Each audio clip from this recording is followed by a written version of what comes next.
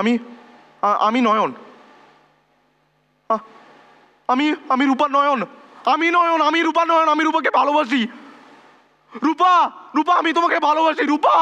ও যে সিচুয়েশনটার মধ্যে আছে চরিত্রটা, সেটা যদি একটু একটু ফিল করতে পারতে, সেই ফিলিংটাই পাইনি।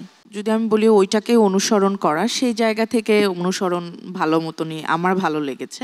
দর্শক, সিন রিক্রিয়েশনের এই রাউন্ডে আমাদের সবার প্রিয় অভিনেতা সালমান শাহর দ্বৈত চরিত্রে অভিনয় করেছে রাগিব ইয়াসার। কথা দে নয়ন, ভবিষ্যতে কোনো বড়লোকের মেয়ের সাথে উঠবি না, বসবি না। কথা দে নয়ন, ভবিষ্যতে কোনো বড়লোকের মেয়ের সাথে উঠবি না, বসবি না। না না, আমি আর পারছি না, আমি আর পারছি না। না না, আমি আর পারছি না।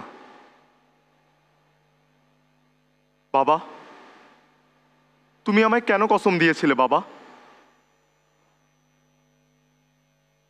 আমি যে আমার ভালোবাসার কথা আমার বুকের মাঝে চেপে রাখতে পারছি না বাবা। বাবা, তুমি তোমার কসম ফিরিয়ে নাও বাবা, ফিরিয়ে নাও। জীবন চৌধুরী কে?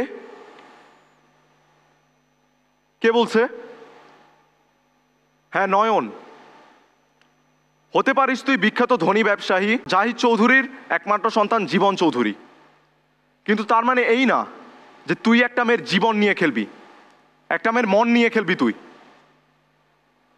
একটা মেয়ে দীর্ঘ 12টি বছর নিজেকে তোর প্রেমে কাঙাল বানিয়ে নিজেকে শেষ করে দিচ্ছে, আর তুই তাকে নিজের পরিচয়টা দেওয়ারও প্রয়োজন মনে করছিস না। কেন?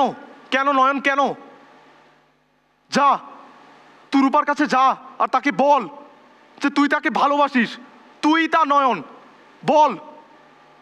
না না, আমি আমি বলতে পারবো না রূপাকে, আমি পারবো না।